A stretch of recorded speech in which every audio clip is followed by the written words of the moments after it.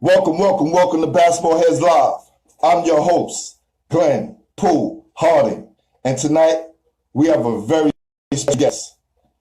This New York City legend was one of the main reasons the New York Gauchos created teams younger than their regular 17 and under. The legendary coach Dave McCullough would not join the Gauchos if he could not bring his younger players. Coach McCullough told the legendary founder, Lou Dalmeda, that one of these basketball heads will become a great player one day. And that one day will come when he transferred out of Rice High School to attend Harry S. Truman in the Bronx. At Truman, this basketball head became a legend by the end of his junior year. In 1984, the Truman Mustangs would win the city and state championship behind his MVP performance of 24 points, 6 rebounds, 6 assists. It was at that point he became a top 10 player in the country. Looking for new pastures, he took his talents to Oak Hill Academy for his senior year before committing to DePaul University. At DePaul, his legend status grew in the Midwest and the rest of the country, serving the competition every week on national television. He became first-team All-American at DePaul, averaging 17 points and 6 assists, and was drafted 19 overall by the New York Knicks, hometown. This basketball head had an amazing 17-year career, being one of the most feared and respected point guards in NBA history. Help me welcome to the show, NBA legend, my man, Rod Strickland. Y'all ready?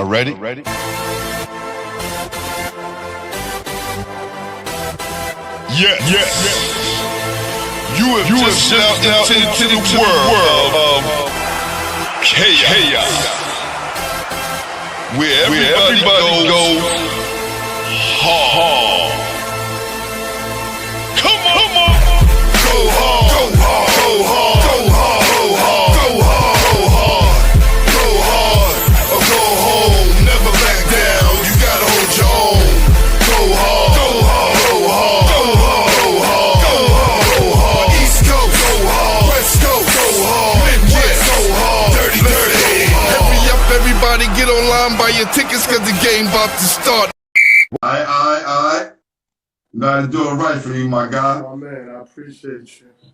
Oh, man.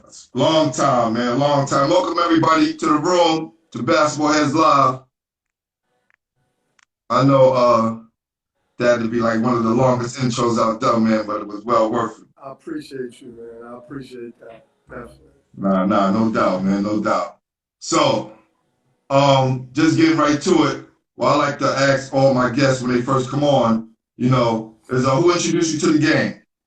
Who introduced me to the game? I grew up in Mitchell houses in the Bronx, and I wanted to be like my brothers. So basically, that's where the inspiration came from. I used to go to Mitchell gym, after school, before school, and I would just watch the older guys play. And I wanted to be on the court with those guys. My players I idolized in the pros was Dr. J, Magic Johnson, George Gervin, Walt Frazier, Earl Monroe. So those guys, Isaiah Thomas, those were like my inspiration. But my brothers and the older guys around the neighborhood was the reason I wanted to play basketball. Yeah, I was talking to my guy, Pop, the other day, guy I grew up playing basketball with, and his cousin name is Hard to Guard from the Bronx, right? So I was mentioning I was having you on the show, and he was like, yo, trust me, tell your man that Rod brother was a killer and could shoot from anywhere.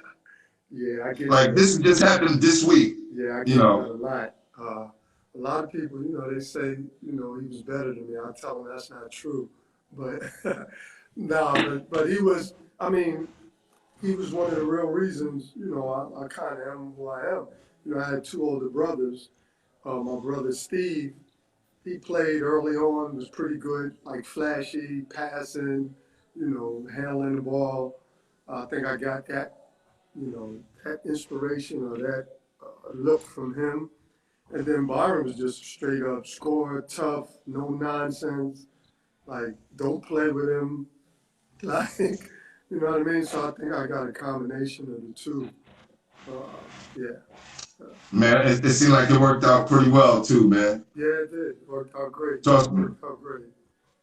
So, what was it like being part of that special group that Coach McCullough had that he wanted to bring to the Gauchos? That he would not join unless he had this group of kids come with him. Yeah, well, I mean, we were like, we was like his creative pieces. Like, we were like, that he was, as we were trying to become better as players or become players, he was finding himself as a coach. And Dave was real, he was confident as I don't know what. And a lot of it was him trying to prove to people that he was the best coach. So, we had a group of players, myself, Dedrick Irving, Ty Joy, and a host of, the older guys. And we had a couple group of teams that were really good. Lou Dalmeida had Dave coach his older team. And, he saw how special Dave was. And he gave him the opportunity to coach that team. But Dave said, if I'm gonna come and coach with you, I got to bring my young group. And he basically told him, to establish kind of a real organization, you had to have young guys because you had to have the next group. That's right. So he kind of introduced that to Lou Dalmeida because Lou was basically with the older guys. So he basically gave him the structure of, we have this older group, but I have these young guys and they're going to be the next ones. So let's get them better. And then now we have, we have a group. No, that's how you build efficiency through a program. Gerald Green, Definitely. I see Gerald Green talking about we had some battles. Oh yeah. They definitely, man. All the guys, man. All the guys. My guy, right? And just real quick, I went to Oak Hill. I came back. I think it was the Golden Hoops or one of them. And I thought it was sweet. I thought I was, and Gerald Green gave me fits. Woo! I never forget because I was mad. He picked me up for half court, ripped me. Like, Gerald. Gerald tough as nails. You know what I mean? Yes. And so I'd never forget that. And, he's from Brooklyn. I'm from the Bronx. So it wasn't always like this comfortable existence. You know what I mean? But then when we got to know each other, like, that's my guy. And I see Joe Jackson and, those are my guys. Killers. Listen, killers. That's what all the guys said. Spice, Silk, John Johnson, they were just saying, like, at that time, y'all wanted to go at each other. But as guys got older, they sit back and they think they appreciated those battles. Yeah, and it became nothing but huge respect. That's like, so when you put that post on about you guys would have won it if, I took that some kind of way. That was debate. But I wasn't like that, right? So, because, Silk and Spice, they'll tell you, I'll tell you, like, they were a problem. And I never forget them walking in the Mitchell gym. We run Mitchell. Right. Come in and those two dudes came in killing, right? So we've had battles and they've won, we've won. But I just remember like how competitive they were, and obviously they can ball, and so like those are my guys. Much respect. Like they're all these names I'm naming, like they're a part of my history. They're a part of my growth. They're a part of me getting to that level because I had to battle against them. And I tell people all the time, New York made me that competitive. I mean Gerald Green is tough. Yes. Jackson tough, John tough, Spice Silk tough, and around the Bronx, everywhere. So I had to play against competition, and I had to bring it all the time. So like they're a part of what I've been able to accomplish. Yeah, we just always talked about that. Me being a freshman that year, and seeing these guys and how hard they work. And seeing what happened with Spice, which was very unfair. I interviewed my coach a couple of weeks ago, and he explained the whole thing of what happened. And it's just that barbershop talk, like that what if. You guys won it, and you earned it, and deserved it. Right. By far. No. But that was that. So I'm glad you're here, by the way. Definitely. Yeah. But I didn't bite the bait now. I'll just tell you, I've watched you. You know what I mean? I like what you do. So I was Thank you. eventually going to get on. It's just, just moving and shaking. But I was definitely getting on. But I had to make a comment when you said that. Because I'm like, you just can't do me and Ty Joy like that. New York, that's Like, right, that's right. That's right. But that would have been a crazy battle, and it could go either way. I'm not saying we Yep. would have beat them, but I'm definitely not saying they would have beat us. But that would have been a battle because I know I've been there, done that with them. That's a long dance. So, listen, did the game come easy to you, or was it a work in progress? Work in progress. I tell people that all the time. I think I had the chance to grow. Like, I'm sure I was one of the better players throughout me playing basketball, but I had to grow, physically, mentally. I went through my, ups and downs as a hooper. But I was allowed to grow. We didn't have all this attention and media and people telling you what you are. So I always had anxiety. I never was comfortable with who I was as far as like I always tested myself against everyone, but I never like, no, let me not. I mean, you always walk on the court feeling you're the best, but I always felt like, when I went from junior high school to high school, dag, am I good enough? When I went to high school to college, dag, am I good enough? When I went to college to the pros, am I good enough? So I always had anxiety to try to get better. I had anxiety to understand that, I wasn't there yet. So I had a chance to grow. Nowadays, they give the kids so much and tell them what they are. They almost make them like they're pros before they're pros. And Yes. sometimes a lot of times it stunts your growth. Because if you don't have that anxiety and you don't think there's a lot more to go and you think you made it, well, your ceiling gets short, And I believe I had a higher ceiling because I still was growing. I still was getting better. You was always hungry. I remember meeting you the first day at Empire, and you introduced yourself. Like most guys at your status, they just usually just say what's up because you already know who they are. You get what I'm saying? Yeah. So that was my impression of you, of your character, because I always judge guys when I first meet them on how they greet you. So it was just like, I'm Glenn. He's like, I'm Rod. I was like, yeah, I know who you already. I'm fanning out. So yeah, no, I never assumed that, and I've always tried to maintain, like when I'm with everybody, I'm like everybody. You know what I mean? Right. I know what I've done. I know what I've accomplished. I know what I'm capable of. But once we're amongst men and people, like that's what it is. Yeah. So at that time when you was coming up, who was the best player in your neighborhood? The best player? I mean, the players in my neighborhood, I would say my brother, Byron, Dedrick, Drederick, you guys call him, but Dedrick Irving, myself, Ty Joy, but there's so many more. Like, I hope they're not all watching because they're going to be mad if I ain't named. But I named my listen, your brother and Dedrick and Ty are enough. Not Saeed, like, my brother Byron, the Howards. I mean, I can go on and on. I'm going to miss some people, but like those guys were my inspirations. Like I wanted to be like them. When I walked in that gym and I saw them playing, I was trying to figure out a way to play with them. Yeah, when I was in Maine and we didn't have a lot of New York action going up there, Dedrick entertained me for a whole year. Because I knew he's from New York. I knew he played at Stevenson. I knew he's one of the best guys coming out of New York City. And I just watched him because that's all we had to watch. And he was a killer. Definitely for BU, yeah. I remember watching him. If it's these times, it might be different. Like back then, if you didn't go to a top school, like a well-known school, they really didn't see you, and they wasn't. Right.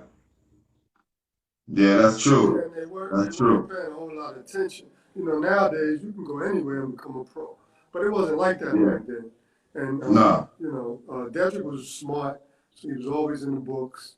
I tried to get him to go to Connecticut.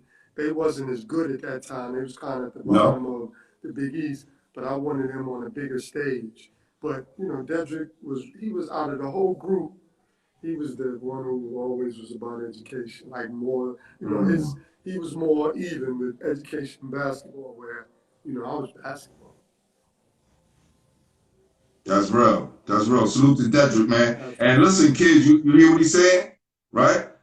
It's those guys, those special guys, that Dedrick was a special player, and you can do it on both ways. Yeah, and that's important. I mean, Yeah. that's what it's really about. That's what we're missing now. It's too much Yep. basketball, and everybody's not going to make it. And if you don't make it, what's your backup plan? And I know it sounds, you hear adults say that all the time, but it's the real deal. This world No, is it's tough, real. man. It's a tough world. If you ain't ready for it, you're going to have some issues. Yeah, it's a lot. The microwave mentality, and my sponsor Eric Hicks at Game Over. My God. That was his thing, right? His thing was, what are you gonna do when the game is over, right? So he came up with this trophy. He runs clinics for kids, basketball camps, tournaments. He running out the Stag Dome in Brooklyn, Yeah. and just trying to show kids through basketball that there's other ways that they can be successful. I mean, that's what it's about. I mean, there's a lot of ways to make money, especially now. Yeah. You got to be educated. Yeah. You need some of that. You need knowledge and information to get it done. So, I didn't know you went to Rice High School. No one knows. Let me tell you something. A lot of things I'm learning doing research on you guys, man. Like Rice High School, how did that happen? Well, I mean, so I wasn't a student. Like, I wasn't into school, and I was struggling in school. So my mother sent me to my sister because actually I got left back because I didn't go to school. Been here too. Yep. So my mother sent me to my sister up on Cedric Avenue. I went to CIS 229 for a year, and basically got the education piece back going. And then I went to Rice. And when I went to Rice, I was about an 80 student. I wasn't dumb. It was like I just wanted to try myself. And so I went to Rice. I wound up with an 80 average. I was doing well academically. I had a lot of detentions, but I was doing well academically. And then I just wanted to play varsity basketball. And at Rice at that time, it was 9th grade freshman, 10th grade sophomore, and then you go 11th and 12th varsity. Well, but I was anxious, and I wanted to play. And so after my freshman year, I was playing JV. It was like preseason, and I was killing. And I was like, I wanted a different challenge. So I asked to be moved up. They were kind of like, I don't know if we could do that. So they moved me up. They let me practice one day. I did well. And like the next day, it was like, we can't move you up just because you're going to leave if we don't. So I was like, all right, I'll see y'all later. I'm gone. So I convinced my mother to let me go to Truman High School. And I, Ty Joy was at Truman. And, that's my That's what I'm going to ask you. Like, what was the draw for you at Truman? Yeah, that was my guy. And, we grew up playing basketball. And so I went to a game. I think they played Taft High School. And I saw them run on the court. They had this little routine, come on the court, cross each other, the cheerleaders rocking, like the whole atmosphere. And I was like, man, I want to play there. I want to play with Ty. Wow. And so I told Eli, like, man, I want to come play with you. And he went, he told Lap. I got there, I was like 5'8", $102. Lap couldn't see it at first. He's like, this little skinny dude here. Right. I always remember I had to sit a few games because of the transfer. And I remember sitting there like the crowd was going crazy. Like Truman was some of the better, probably the best basketball days of my life. The crowd was going crazy. And I'm sitting there behind the bench and I'm like, man, I'm anxious. And I'll never forget the first game. It either was Stevenson or I forgot. It might not have been Stevenson, but I'll never forget going in the middle of the lane, showing it, and then dishing it off, which was kind of my pattern back then. And the crowd went crazy. And from then on, I was like the crowd favorite. But they gave me and the team so much energy And, I got great friends to this day, in that environment. Wow. That's crazy. And you wrapped up the slew of questions that I was going to ask you too. Now during that year going into your junior year, was it the basketball camps that got you better, the New York competition, or the traveling with the Gauchos, or all three? All of the above.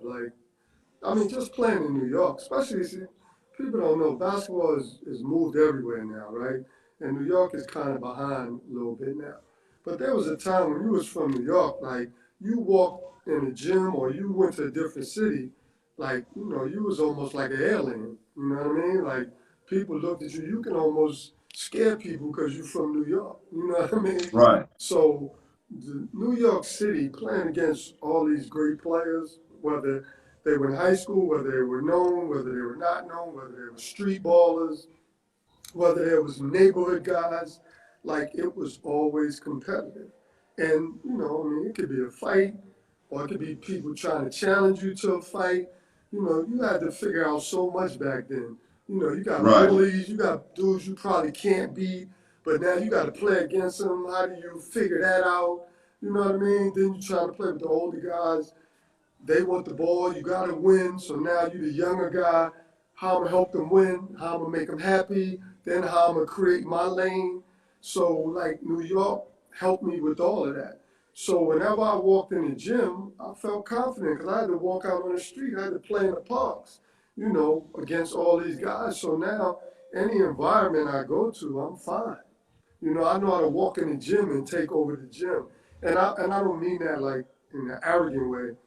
No, talk your talk. I That's mean right. that in a way where I walk in the gym and I know how to get the ball, but I know how to make everybody else, comfortable, right? Because, I'm a point guard and I know I can get my own. So I always made sure I took care of others. So, New York helped me with that. And then you go travel, you play against the top guys and you find out you're better than them or you're as good as them.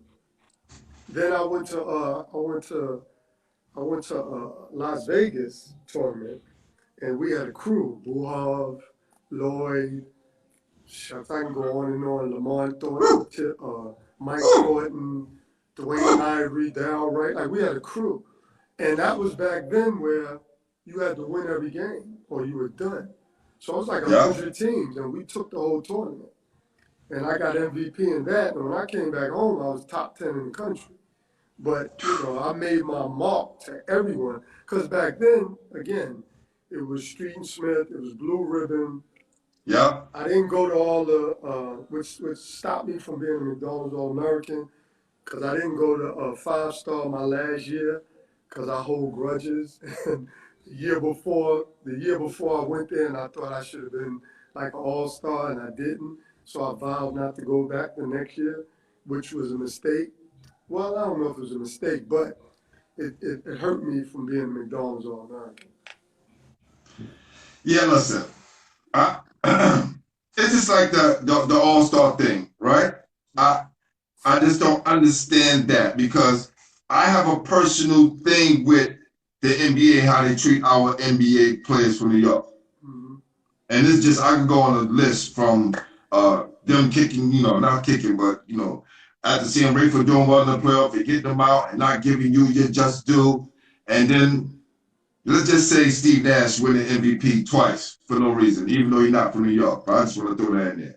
It's just a lot of things that I just see and I know that there's bigger hands in who does what and how successful one becomes. Now, just because you didn't go to that camp and they know that you're better than everybody else, should that keep them from not letting you play? It shouldn't have, but you had Politics. choices. Yeah, it's politics, but also you had choices, right? I chose not to go that route, so those were the consequences. So I mean, you can put that on them, but I put it on me. Like those are the decisions I made. It's like the All-Star. I think the way that I was, my temperament, me probably not taking everything, me not, just the way I was. And then, professional wise, I don't know if I was the best professional, right? And Mm. that hurt me. That Mm. hurt me. I mean, quite honestly. So I got to take some of that, right? Now, should I have been an all-star probably 4 or 5 times? Absolutely. But the choices you make, right? You know, there's a system, there's how things go, and if you veer off from that, then you making a decision that you standing on your ground, but it could hurt you. And so, that's how I look back at that. Like, because I tell people now that I'm retired, I would love to be former 4-time All-Star, but I don't get that. And that's the choice I made way back then. If I could reverse and do it over again, I would maneuver differently. So, I got to eat that. That's real, man, and that's honest, man, and I salute you for that, man. Yeah. That's 100 right there, definitely. So, um, you was recruited by some of the top colleges in America. Why did you decide to go to DePaul? DePaul was top 5, top 10 in the country every year. They played an up-tempo game. They had a pipeline of guards from New York and New Jersey, Kenny Patterson, Gary Garland. Yes. I think it was someone else. I was a DePaul fan. I loved the style of play. I knew I was best in the open court. I knew Villanova recruited me with Lapp, who was my coach in high school, and I didn't go there because of the style of play. St. John's, I didn't really like the style of play, but they had Mark Jackson. Syracuse had Pearl. So Chicago, DePaul was a great fit. I was a Kenny Patterson fan, Mark Aguirre fan, Terry Cummings, and they were on TV all the time. So they were on Yes. WGN. Yes. So they had the most games on ABC and NBC and CBS. Then they was on WGN. So every DePaul game, WGN was national. That was in everybody's home. So every game I played, I was on national TV. Yes. And I got that as part of my intro. You serving in competition every week on national TV, which is the truth, because we always watch and root for you. Yeah. Definitely. So, during that time, right, we come up to that point where, you're going against guys, some of the top guys in college, and you're facing top 10, top 5 guys that's going to be drafted. Who was the guy that you say who asked you bust that let you know you was ready to get up out of DePaul and go to the NBA? It wasn't. It was never like one person. Like honestly, and I would tell you if it was. But I played against David Rivers on national TV, and he outplayed me that first game. But that let me know I'm right there. You know what I mean? Because David Rivers was a problem, and I was a freshman. He was a sophomore. And it was a tough game for me because I was playing against somebody who I watched play and Yes. it was really good. So then I started, I'm there, I'm getting there. Doug Collins came in our locker room afterwards and kind of complimented me. And then we played Georgetown, and Al McGuire was doing the broadcast. And again, I went in, patting it, right hand, finished with the left, against the bigs, and he was like a star is born. And you know how we are back then. I'm going back to the room and I see that, and I'm like, and it was Georgetown, and Georgetown is tough. I had to be focused and ready because I know they want to get up in you, tough. So I think I'm, ball handler wise, I'm like, nah, it's not happening. So, you know what I mean? So then when I was able to do that against them, who I respected, they were tough minded. I kind of started understanding that, because when I first went to college, that's the difference now than now. I didn't think I was a pro. I didn't know I was a pro. I went to college trying to figure it out. I didn't go there saying I was a pro. That wasn't the case. But as I played, it was like, okay, now once I started feeling that, I was ready to get out of there. You start to see what it was, right? Yeah. So listen, this is the James Majors question, right? Because salute to my guy James Majors. He said when it was at Seton Hall, they used to get $5 meal money, right? Now listen, I went to Fairleigh Dickinson. Mm-hmm. Road trips we used to get $300 to $500, right? Right. So when I heard this, I was like, damn, we in the Northeast, y'all in the Big East. Right. It's something not adding up right. Right. So during the time when you guys were in college, and this is all legal. This is not breaking any rules, I'm right? Right now, I'm not even going to know the answer to that question, but go ahead. Go ahead. No, let me explain something to you. No, I know it's not breaking rules. I'm not even tripping off that. I just probably don't even remember way back then, but go ahead. Right.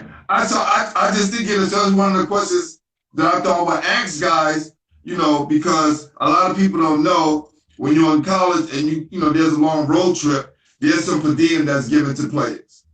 Right? And I know back then that's how much it was given. Depending on how far we went to California, a longer trip, it may have been a little bit more. And my coach sat down to me, I was a captain, he kind of broke it down and let me know this is how the business of basketball goes. Right. Right. So, and you say you don't remember. I wouldn't even remember how much money we got for per diem. Right. Like I have no. Joe Jackson said his was around 5 to 15 as well. Yeah, I have no clue. None at all. So, do you remember that Empire State team with Boo Harvey, Chivas, Don Middleton, and Dwayne Shake Morris? I don't remember everybody, but right. Yes, I remember that. Pete Nice was on that team as well. The reason why I said that because third base came out, he had the whole team on the back of the album. Oh, really? Right, because he was telling everybody he was going to become a rapper. And Shake was saying he was going to become an actor. He was just doing all these Frank Sinatra songs and, just being a comedian. Right. And we young, we don't know that this is going to happen. Shake wound up going and being, movie star, TV star, and Pete Nice wound up being a rap star. Who knew? Let me say this to you about Shake, Dwayne Martin. So if you ever get him on this broadcast, you make sure you tell him, I'm pissed off he lied. So I've been wanting to see him since. So you remember the Best Damn Sports Show? Yes. With John Sally and Tom Arnold, I think it was. So he was on there one time, and he sat there and he told Sally, because he was in the Knick training camp with me my rookie year. So he told Sally, he said he didn't make the Knick team because they were trying to trade me. And so they couldn't trade me, so they let him go. And I saw Sally afterward. I said, Sally, how you let that man tell that story on TV? like I'm a first round pick. They're going to try to trade me, and then you never play in the league. Like, what kind of story is that? So and you become a Hollywood actor. Yeah, so I'm like, why you chose me to make up that story? Like, you know what I mean? Like, I thought that was a little disrespectful. Like, why? You validate the story. Like, if you say Ron Strickland, then it holds some weight. He told a cold lie on national TV. I'm definitely going to remind him. of that. For sure. My man D the Big Man said, where's my basketball, Rod? You owe me a basketball. Yeah, I don't know. Yeah, dude is crazy. Yeah. People pop up and say all kind of things. All right, so now, listen, 17 long years in the NBA, brother, salute. Thank you. Because the average, was like 3 years. Might be more. Guys lasted in the NBA, the average like 3 or 4 years. Something like that. Yeah. 17, that's like Kareem numbers, man. Yeah, I fail every year too. That shit is hard. Let me tell you something, brother. I haven't played in the NBA not one cent, and for you to play 17, woo. I've been blessed, for sure, been blessed. Like I said, 17 years, and to play at a high level most of those years, Now I wouldn't trade it for the world. Like it seemed like a dream. Like I'm not even for sure I did it. It seems so long ago, but I mean, can't beat it. You know, the thing you love the most to be able to do it for 17 years and then coach, and now working with the NBA. So it's been great. Yeah, like how did you get into coaching? When I finished playing, I still wanted to play. I almost went overseas. I almost played with Vitas Sabonis. Actually, I signed. I had my bags packed, and the day I was supposed to Wow. leave, I chickened out. Like I kind of left them at the altar, to be honest with you. And Mm. uh, and so like, cause once I retired, it was rough because I didn't know what to do. Because every day, your day is around basketball. So that means if you hang out all night or whatever you're doing, I'm in some kind of gym during the day or at night. And so once I retired, it was hard. And so I was like, man, I called a friend of mine, like, I need a job. I need to do something. And so called Cal, uh, told him I was looking for opportunity. Milt Wagner had just left to go to UTEP. So Cal brought me on as like, I don't know, he made up a something slash manager, and I was a part of the staff. And Wow. I was making like $1,000 a month, like Mm. 2 years. And back then, if you look back, NBA players were not taking college jobs. Like that was Right. almost beneath him. Danny Right. Manning was there, might have been one other, and then it was me. Yeah. So all that influx of college, pro coaches, that came after that. Because no one was doing it Wow. before that. Like you can go look back and count. Like I know Danny Manning, I'm not sure Yeah, if yeah, anybody no, else. you was one of the first, yeah. You and Danny Manning, yeah. Y'all definitely leaders of the pack at that time. Yeah. And it's very important what you said, and a lot of guys who come up here and they tell a story and they always get to that point when the basketball is over Yeah. and trying to figure out what to do. And for people who don't play basketball, they don't realize we put so much of our lives, and especially guys who go to the NBA, it's a rigorous job, Yeah. right? Yeah. On your body, on your mind, just on everything. And then dealing with the finances and everything that comes around with being a professional. Mm-hmm. And then once that's over, it's transferring to the next step. And you transfer very well, brother. Yeah, no, Because you've been with a lot of successful programs, man. yeah, no, I appreciate it. And it's not easy. That's why, I've been lucky, right situation, right people. People gave me an opportunity, even when others wouldn't, because that's why I didn't go from the NBA as a player to like an NBA team, Right. because of reputation and whatever they thought of me. So I wasn't going to get that opportunity, so I had to go to college route. And Cal gave me an opportunity. He, he, he, he even gave me time to grow, right? Because I still was in NBA mode. You know what I mean? I still didn't know the coach professionalism. So Cal let me grow. And if it wasn't for that, then I don't, I'm not here where I'm at. So, I give a lot of credit to Cal. I appreciate it.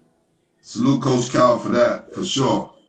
Definitely, man. That's dope. So I'm going to sidetrack a little bit. At what age did you know Kyrie was going to be a great player? No, I didn't. My brother told me how good Kyrie was.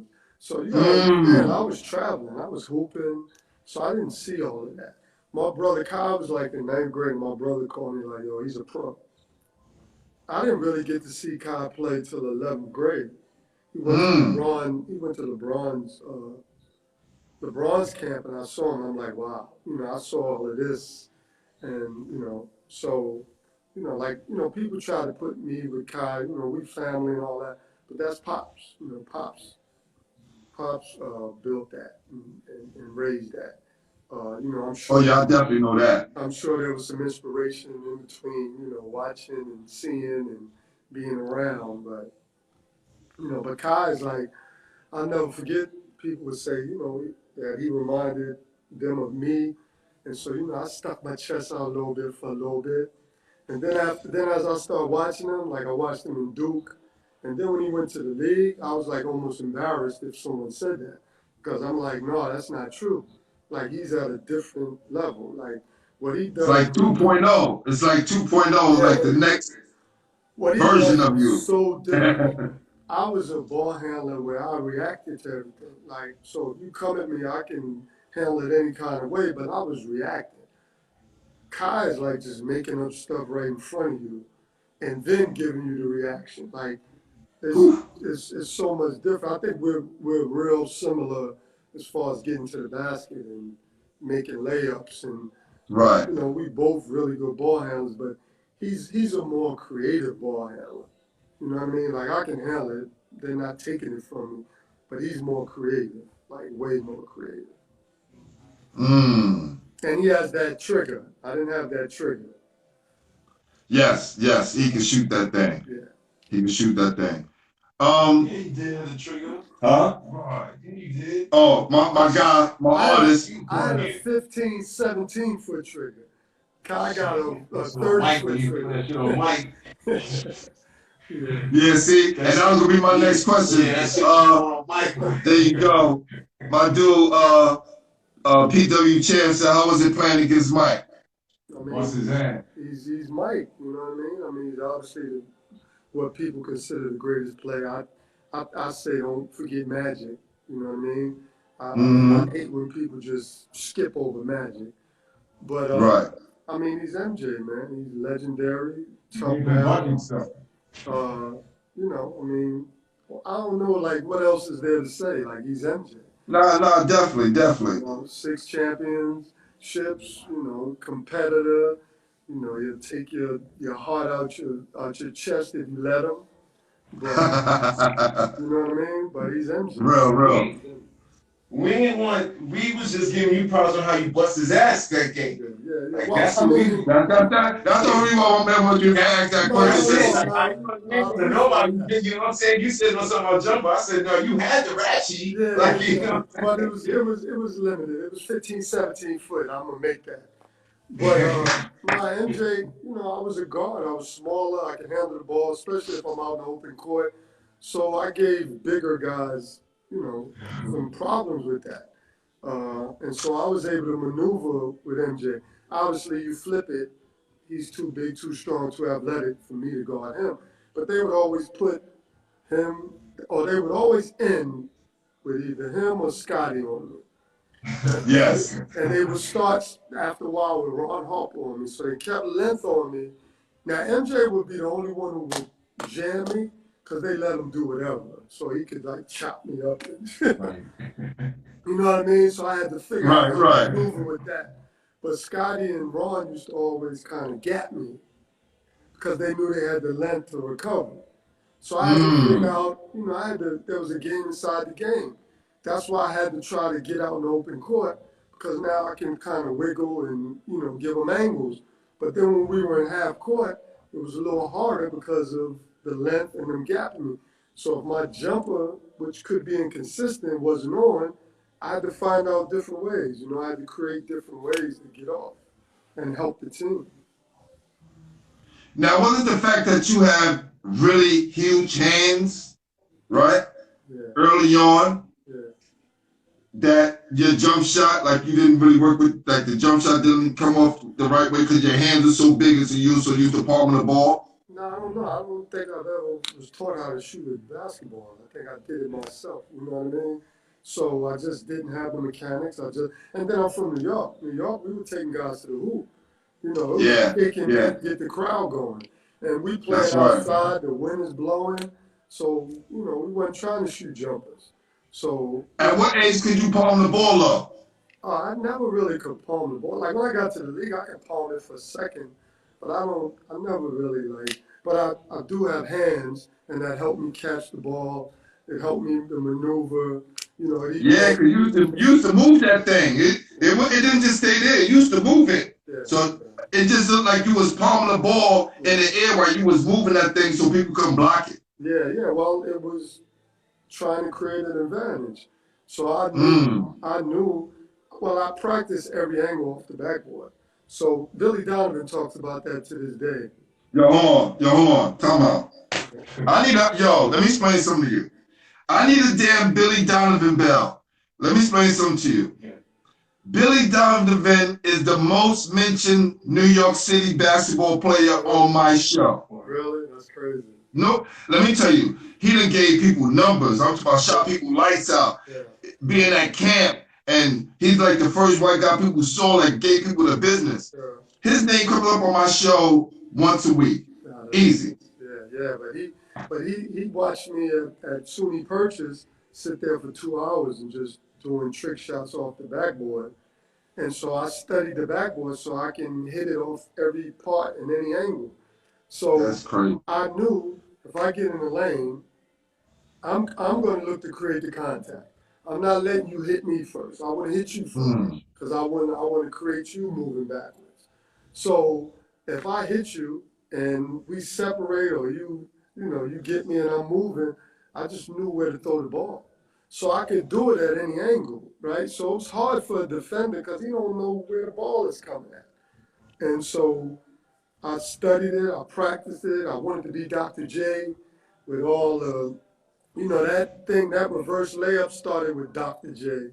George Gervin with the touch shot and finger rolls. And I just was creative and like I wanted to get N1s, right? That was like my drunk. So when I would go in there and I'll run into a big guy's chest and score, I could see it in their face. I could see it in their eyes. Like that was the worst feeling for them because they sitting there like how you keep doing that? You know what I mean? And then they're big, so they got this little dude kind of just coming in and being aggressive. And so that was like a psych job for me. You know what I mean? Like that was my mojo. Like I'm gonna come and run you over. Like that was, you know what I mean? That was my mojo. Only one guy who really gave me problems, and that was Ben Wallace. Ben Wallace played with the Wizards. He got on the team. He just came we were working out in the summer. He wasn't drafted or anything. He came and worked out with us in the gym. So I walk in that gym and I see this guy and I'm going to the basket, laying it up, and he keeps blocking my shot. Like, what the F is this? Like, I keep looking at him and keep doing it. I'm like, wow. So he made the team, and in practice, same way. So he goes to Orlando and then Detroit. And I swear, he used to time me like he just had it down pat. And I used to be like, man, I couldn't stand him for that. And that's my guy. But I was like, he just timed me so much. Like he was just really good at it. Wow, he's a one-on-one because when I hear those guys talk on open court, none of them guys say they can block your shot. Even Shaq said he had a hard time blocking your shot. So well, it's funny with Shaq because I'll never forget it was a fast break, and I basically put the ball in his chest and laid it up. Right? So, and refs, it was crazy because I used to do that from time to time, and refs wouldn't call it, but I would almost put it in their chest and then go lay it. And wow. Yeah. That's crazy. And one thing I can compliment you too on, from when you left New York City, what you did with your body and was able to do and on the health side of things, right, to get yourself to the next level. So I was very impressed by that as well. Well, it took a while. I lifted, and I think I naturally got bigger, but I didn't really lift weights till a guy named Dow Joe, like, basically punked me in the NCAA tournament. Like, I'm still looking for Dow Joe. Like, say his name again, bro. I didn't hear you. What's his name? Daryl Joe. Daryl Joe. And and to be honest with you, you can probably YouTube it. Like he took me out of the game. Like he punked me, tripped me, bullied me, and I wasn't ready. Like I just wasn't prepared for that. And wow. I never forget, I walked off the court, and it's a guy from my neighborhood named Darren Burnett. He was an older guy, went to Columbia University. He was one of the best, and I'm sorry, when I talk about the best people from my neighborhood, I should have put him on that list. Gotcha. And he stood, as I'm coming off, he's standing right, as you coming in the little walkway, and he just standing there shaking his head. And I was so mad. Like I was mad, embarrassed, deflated. So from there, we got eliminated. We were supposed to win. We got eliminated. I get back home in front of the gym, and he's going at me. Like he's talking about me. But that Dal Joe situation stayed in my head that whole summer. I Wow. got back to school, and then I ate weights. Like, I was like, where's the weight room? Because this is never going to happen to me again. Right. And I always wanted Dal Joe to make it to the NBA. Like, I just wanted, because he talked, after he Just did it, he talked so much. Like, he dogged me out in the newspaper. Like, he ain't really that good, da, da, da. And I had no, like, what can I do? Like, he outplayed me. He made me look really bad. And it was like I had to eat that. Wow. I'm definitely gonna look that up too, for And sure. somebody just said him and Boo Hall had similar games. So I want to say something about that. You know, me and Yeah. Boo Hall was like this. We were freaking frack. Like, we used to say we was cousins. We used to Right. run around with the pick in our hair. Like, we were like this. So, but Boo was like, for me, looking in the mirror. Like, I admired Boo, and I think he admired me, like, game-wise. And we were similar because we were kind of quiet. Wasn't real, like, super quiet on the court, but stuck to ourselves. So I think we saw a lot of each other in each other. And, man, Boo was like watching me, man, like it was just a reflection. The way it was just a lot. The way we laid up, the way we halfway had our bodies to the side and shot shots, like everything was. And it's crazy because we don't know each other. He's in Queens, I'm in the Bronx, but we were so similar. I think I obviously got taller, got stronger, but we were real similar, man. And Boo Harvey was on that team when we took it all in Vegas. And, man, it was such a pleasure to play with Boo, man. And we haven't spoken or seen each other in years. Time goes on, life goes on. But, man, Boo was, like, one of the best, like, people, players. Like, to play in the backcourt with Boo Hall, seriously, like, that was an honor to me. I had so much fun. Like, we were killing people together. Yes. Like, Yes. it was like, and he made it so easy for me. I think I made it easy for him. We Yeah. would one handle the ball, one off the ball. There was no egos. There was no selfishness. If he got off, if I got off, we encouraged each other. We looked out for each other. Like, Boo is like I said, I haven't spoken to Boo in a while, but so much respect for Boo Hall. Oh, listen, man. I seen it up close at the Empire State Games, man, and the way you guys is decimating all those guards, and the fact that I think when you guys just walked on the court, the game was almost over because the starting five was just so crazy. I think it was you, Boo Harvey, Dal Middleton, Derek Cheevers, and That's Eric another Brown. one, Derek Cheevers. Like, Yo, Rod. one of the coolest, funniest, Yes. and he's a killer, and don't play with him, and like he's giving you buckets, and he's the most thorough, straight up, real person you could ever meet. Yes. A favorite to this day, D. Cheevers. Yes. Yeah. I remember one incident when the press wanted to talk to them, and he made everybody sit on the floor. And all the press sat on the floor. He's like, I'm not gonna talk to y'all if y'all sit on the floor. And all of them sat on the floor to talk to him. And I was sitting there going, yo, this is crazy. See, one of the different dude, but I mean that in the best way. Oh yeah, for sure. Like, don't take no mess, funny, competitive, but like a real good dude. Real good. Yeah. So being like a big time player, did that help you in coaching any? Well, I had to get used to coaching because I played and I'm a point guard, so I know the game. But there was so many different angles to look at it as a coach. And then I wasn't the most disciplined person professionally, right? I was going to get on the court and play. So there was things that I had to adjust to. And I really understood being late or certain things that I did, how it affects things, right? So, like being there with Cal and sitting around asking him questions, watching what he does, it just helped. It just helped me grow. But it was, some guys can come off that court and they automatically can coach. I believe I needed time. Like I don't think I could have done it just because of the discipline part. Just the Right. professional part. I had to grow.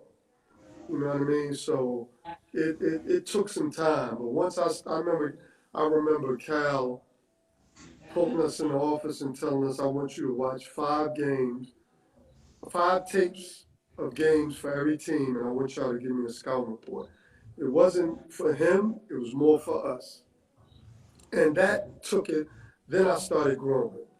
Because I remember, man, I sat down and I had to, I'm watching games and then I'm trying to do a scout report, and it was like one play. You know, you have one play and you have all these options, but I was writing them all separately. I was taking hours. Like it just, you know what I mean? Like just little stuff like that. I had to learn and I had to grow into that. You know, the details. Because me as a point guard, as someone who wasn't super talkative, I knew where everyone should be at. I knew the defense. I knew, you know, I would do stuff like we in practice and you're not running hard or you got the back of your head to me. I might throw the ball and hit you in the head and say, my bad, you was open, just so you know. You know what I mean? Or I'll turn it over just so, like if you ain't running hard enough, I'll throw it. And then, you know, in practice and you don't get it, yo, you open, keep running. You know what I mean? So those things I did. But as a coach, it just was different. You know, how you talk, how you set it up, how you put everything together. It just was different.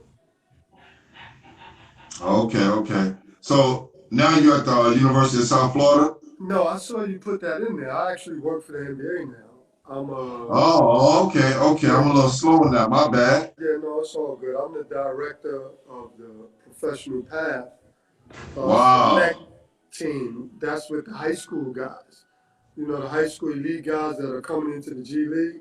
Right. I'm managing that. So I kind of Got scouting you. and Got you. evaluations and, you know, so we have, that's why I'm in Oakland now. We have the players here and their one-on-one workouts and all that. Got you. Yeah, No wonder my guy, Coach Sean, kept throwing up Khalil Bradley name. Yo, he's the killer of the city. yeah, Mention my guy, yeah, Khalil Bradley, Khalil Bradley. yeah, yeah. No, I see why he was I've doing that definitely now. heard Okay. of it. Yeah, listen, let me tell you something. I've been watching him since he was a sophomore. Yeah, And I told his father, I said, that kid gonna be a future All-American one day as a sophomore because he was just doing things that other kids was doing yeah, right. at that level. And he was only in 10th grade then. Yeah, And he definitely destroyed the city last year. yeah, And just, you know, again, and not because he's my guy's son, I really go and watch all of these guys play. right. Another guy, Malachi Smith for St. Ray's, and you got Juan Colos and Jefferson. So Yeah, those guys keep the New York spirit alive. That, you know, when you're talking about being in the gym and having that energy, yeah, yeah, this is that same energy that these young guys are bringing. And it's not that many. yeah. Because my next question is, and before we get out here, 2 more, what's your perception of New York City basketball? I don't have a perception. Like I know it's you know it's different. Uh, but I don't know. I haven't. How can I say this? I haven't probably invested enough time to see it all. Because what you know what I mean to make that assessment. I don't know. I know what I hear.